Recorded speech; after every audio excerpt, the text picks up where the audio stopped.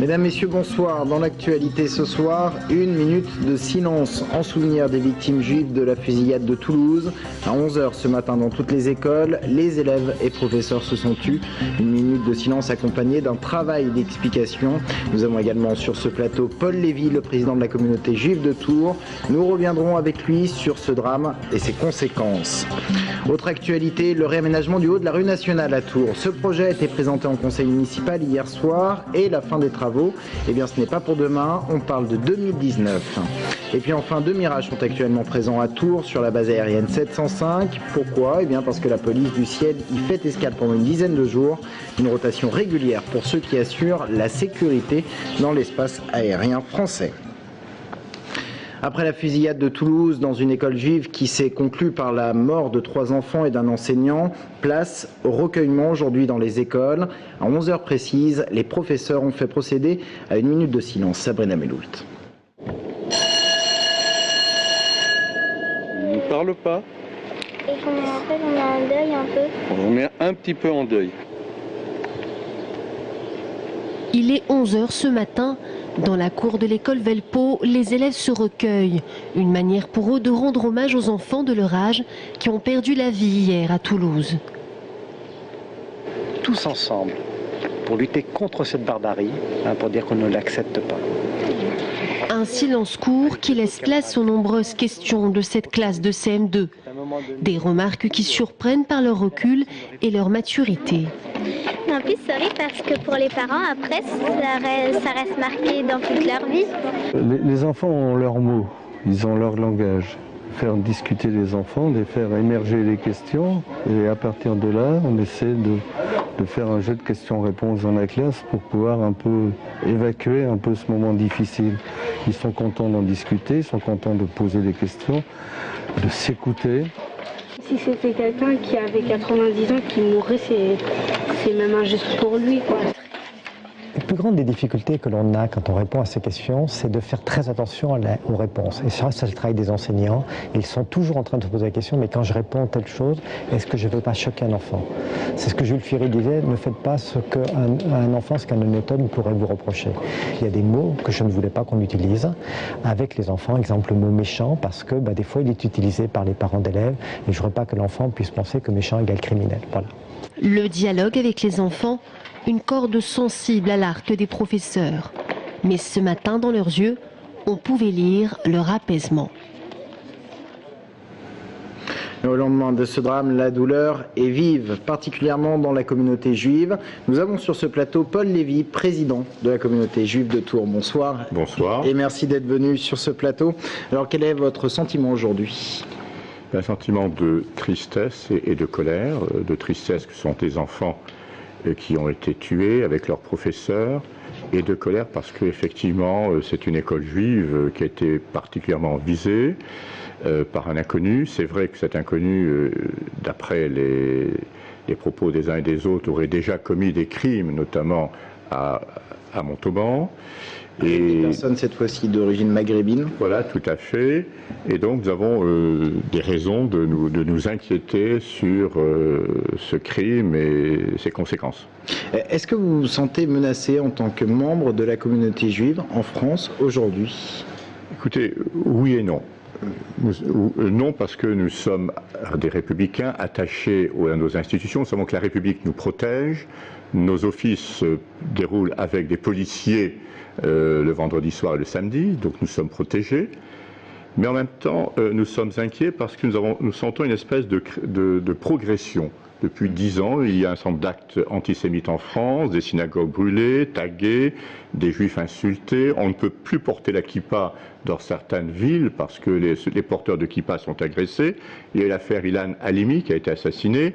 Et aujourd'hui, on s'en prend à une école juive et froidement, des enfants ont été abattus. Donc, si vous voulez, une espèce de progression dans la haine, et nous avons de quoi nous inquiéter de cette situation. C'est-à-dire qu'il faut faire un effort de pédagogie, par exemple, dans les écoles, dans les collèges, lycées? Tout à fait. Tout à l'heure, vous passiez la minute de silence dans les écoles. Je crois que c'est une bonne chose. Ce sont des enfants qui ont été tués, d'autres enfants ont vu la scène à la télévision ou ailleurs, et donc on a entendu parler avec leurs parents. Je crois qu'il était bon d'expliquer aux enfants ce qui se passe, d'expliquer que des enfants ont été assassinés parce qu'ils étaient juifs et que cet assassinat aurait pu se dérouler dans n'importe quelle école de France. Le tueur a choisi Toulouse, mais ça aurait pu être Paris, Lyon, et donc quelque part c'est bon de sensibiliser les enfants à ce qui se passe, et c'est une façon de leur faire comprendre la différence et en même temps de leur intégrer le fait qu'il y a dans la vie une multitude de situations sociales,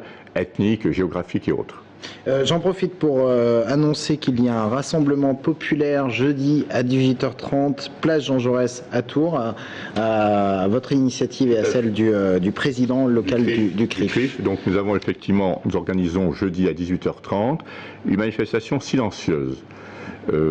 Un enfant va lire un poème, on pourra allumer des bougies, donc il faudra porter des bougies.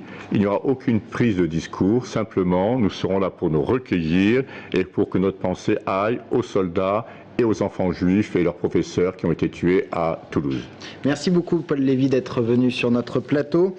Pour clore cette page consacrée au sud de la fusillade de Toulouse, je vous informe que le meeting orléanais de Nicolas Sarkozy prévu aujourd'hui a bien été annulé. Le chef de l'État ayant suspendu sa campagne jusqu'à demain soir au moins.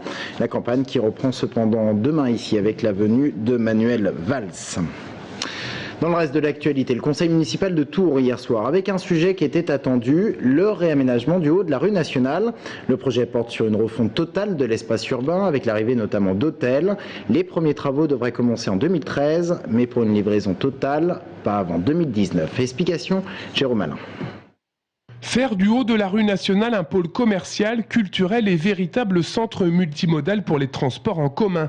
Ce triple objectif était hier au cœur des débats du conseil municipal. Un débat long et une présentation exhaustive du réaménagement qui doit commencer dès 2013 pour s'achever en 2019. Un projet d'un peu plus de 17 millions d'euros, dont 9 millions financés par la ville de Tours. Un chantier confié à la SET, la société d'équipement de la Touraine, seul candidat en lice.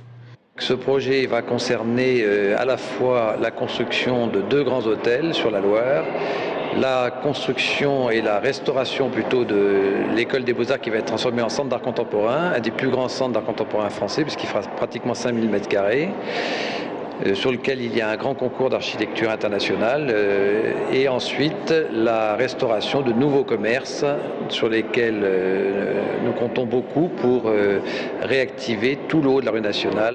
Les plans d'aménagement prévoient également la création d'un parvis face à l'église Saint-Julien ainsi qu'un véritable centre multimodal pour vélos, tramways, bus et stations Autolib. Les 2 groupes d'opposition Nouvelle Énergie pour Tours et Tours pour nous tous se sont abstenus, dénonçant, je cite, le manque de concertation et l'absence réelle de concours d'architectes pour le projet. Je pense, si vous voulez, qu'il faut beaucoup d'activités touristiques et culturelles dans notre ville parce que ça crée des emplois. Qu'il y ait un musée d'art contemporain, c'est une bonne chose. Qu'il y ait des nouveaux hôtels, c'est une bonne chose. Qu'il y ait des rénovations de commerce, c'est une bonne chose. Simplement, pas n'importe comment. Et en tout cas, en faisant jouer la concurrence pour que les Tourangeaux eux-mêmes choisissent. Sur ce point, Jean Germain a répondu à l'opposition en précisant qu'un concours d'architectes a été lancé pour le futur centre d'art contemporain. Un lieu référence à l'instar de la Maison du Tram sera créé pour permettre aux Tourangeaux de s'approprier le projet et suivre l'évolution du chantier et en comprendre les enjeux. 52 autres questions étaient à l'ordre du jour, dont notamment le vote pour la création de 215 nouvelles places de stationnement payantes entre le quartier Tonnelet et le boulevard Béranger, pour répondre à la disparition de 460 places devenues gratuites, conséquence des travaux du tramway. Un procès aujourd'hui au tribunal de police de Tours, celui de ceux que l'on appelle les déboulonneurs. Ce sont ces manifestants anti-pub. Ils ont écopé de 150 € d'amende pour avoir barbouillé en janvier 2011 des panneaux publicitaires. Un procès et une condamnation légère, mais qui a été l'occasion d'en faire une tribune politique. Romain Delville. Quelle aubaine et quel programme chargé pour les déboulonneurs de pub à l'occasion de la semaine de l'environnement. Une conférence de presse ce matin, un procès au tribunal de police dans l'après-midi et une conférence débat le soir. 3 manières d'ouvrir le débat sur la pollution publicitaire. On peut éteindre la télé, on peut éteindre la radio, on ne peut pas fermer les yeux quand on marche dans la rue parce qu'on ne veut pas voir une publicité dégradante pour l'image des hommes, des femmes, pour nous vendre des 4x4. On ne peut pas le faire. C'est pour ça que, effectivement, on se sent de plus en plus agressé à Tours, et notamment Place Jean Jaurès, par toutes ces publicités JC Decaux. Et donc, c'est pour cette raison que la seule solution pour nous, c'est réellement de passer à la désobéissance civile, de sortir les bombes de peinture et d'écrire trop de pubs sur ces panneaux. C'est donc ce que les déboulonneurs de pub avaient fait en janvier 2011 en prévenant médias et forces de l'ordre de leur action Place Jean Jaurès. Le code pénal évoque des dégradations sur mobilier, les déboulonneurs parlent de lutte contre la publicité envahissante et de liberté d'expression. L'objectif, c'est d'obtenir la relaxe pour qu'il y ait jurisprudence, pour qu'il y ait une modification de la loi après dans le bon sens. Là, il y a eu une modification de la loi, j'en parlais pendant l'audience, mais dans le mauvais sens.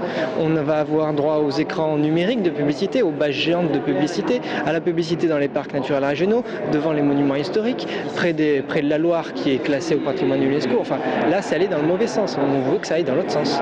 Sur le plan juridique, l'avocat des déboulonneurs prévenus a également posé la question de la légalité de barbouiller des panneaux illégaux. À mon sens, les panneaux qui ont été barbouillés il y a quelques mois par certains membres du collectif donc des déboulonneurs, eh bien ces panneaux sont implantés illégalement par la société JC Decaux parce qu'ils sont à moins de 100 mètres de l'hôtel de ville qui est classé monument historique depuis 1975. Les déboulonneurs ont perdu et devront s'acquitter de 150 € d'amende. Aujourd'hui, un seul jugement du tribunal correctionnel de Paris a estimé en 2010 que ce type d'action relevait de la liberté d'expression. En bref, à Tours, un automobiliste de 36 ans, chef d'entreprise, a écopé de 8 mois de prison, dont 5 avec sursis, et d'une suspension du permis pendant 6 mois. Il était jugé en comparution immédiate. Hier soir, revenant de sa Jaguar, il a tenté d'échapper aux forces de l'ordre alors qu'il était en état d'ébriété. Une course-poursuite qui s'est terminée après avoir grillé 2 feux rouges et emprunté un sens interdit. Elle devrait être un temps fort dans la vie étudiante en faculté et pourtant elle n'attire pas les foules. Je parle des élections étudiantes. Elles viennent de se finir à l'université François Rabelais et le constat est le même cette année comme pour toutes les autres années. Peu de monde s'est déplacé aux urnes. Une élection qui est pourtant censée donner de la représentativité aux étudiants dans les différents conseils de l'université. Anaïs Michaud et Anne Burlot. Les élections étudiantes mobilisent rarement les foules. En 2010, seuls 15% des étudiants avaient pris part au vote, un désintérêt que regrette l'administration. Les étudiants sont quand même minoritaires, évidemment, par rapport aux représentants du personnel. Ils ont l'impression que leur rôle sera limité, qu'ils ne pourront sans doute pas faire entendre leur voix et ils ne voient pas bien l'intérêt de venir s'investir et participer. Pourtant, cette année, l'enjeu était de taille. Tous les élus, suite à ces élections, seront amenés à élire par la suite le président de l'université qui, lui, décidera de quelle politique sera menée sur l'université pour les prochaines années. Les syndicats étudiants comme l'UNEF espèrent avoir du poids non seulement à l'échelle de leur université, mais aussi au plan national. Peser aujourd'hui sur les problèmes qui peuvent se poser au niveau de l'université par rapport aux élections présidentielles pour faire en sorte qu'il y ait des mesures qui soient faites dès septembre prochain pour les étudiants, que ce soit sur les questions sociales comme les questions universitaires, pour que les conditions des jeunes s'améliorent pour les prochaines années. Page sur les réseaux sociaux et distribution de tracts. Cette année, un travail important a été réalisé en termes de communication afin d'inciter les étudiants à voter. 23 délégués ont donc été élus pour représenter les 22 000 étudiants de Tours. Leur mandat durera 2 ans. La police du ciel fait escale à Tours pendant une dizaine de jours sur la base aérienne 705. Elle est accompagnée de 2 avions Mirage. Son but, assurer la sûreté aérienne de l'espace français. Brian Bock. Une alarme rouge vient tout juste de se déclencher. Un avion en détresse est détecté dans l'espace aérien de Tours. Il faut pouvoir lui porter assistance le plus rapidement possible. Rassurez-vous, ce n'est qu'un exercice, mais ce scénario illustre bien les missions de la police du ciel. Cette permanence de sûreté aérienne est présente à la base 705 de Tours depuis hier. Sur tous les terrains de l'armée de l'air française en métropole, eh bien, les commandants de base doivent être susceptibles d'accueillir ces avions pour des durées essentiellement variables. Nous n'avons pas ces avions à demeure ici à Tours, donc c'est la raison pour laquelle nous les accueillons dans des périodes assez courtes, de 8 à 10 jours. L'unité de sûreté aérienne présente cette semaine à Tours est composée de 2 avions Mirage 2000, des avions équipés pour pouvoir assister des appareils en détresse, mais aussi armés pour intervenir en cas de présence d'avions hostiles. Être pilote sur ce genre d'appareil demande des compétences très spécifiques. C'est vraiment des sensations incroyables qui demandent quand même beaucoup un long apprentissage. Et je crois que la plus grande satisfaction elle vient de là, c'est parce qu'on est capable de piloter un Mirage 2000. C'est quand même beaucoup d'années de travail derrière. Après, les plaisirs en vol sont vraiment, ils sont forcément associés, mais l'investissement que représente de pouvoir piloter cet avion est vraiment conséquent. Et du coup, lorsqu'on y arrive, c'est un grand plaisir. Afin de protéger notre espace aérien, il y a toujours entre 4 à 6 unités de police du ciel qui tournent dans différentes bases sur le territoire français.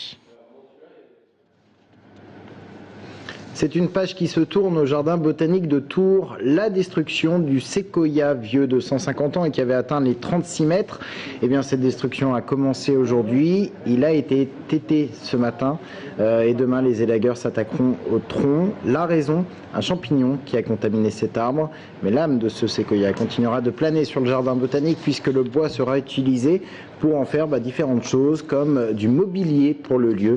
Écoutez plutôt le responsable du patrimoine arboré de Tours, il est au micro d'Anaïs Michaud. On le coupe parce qu'il est mort.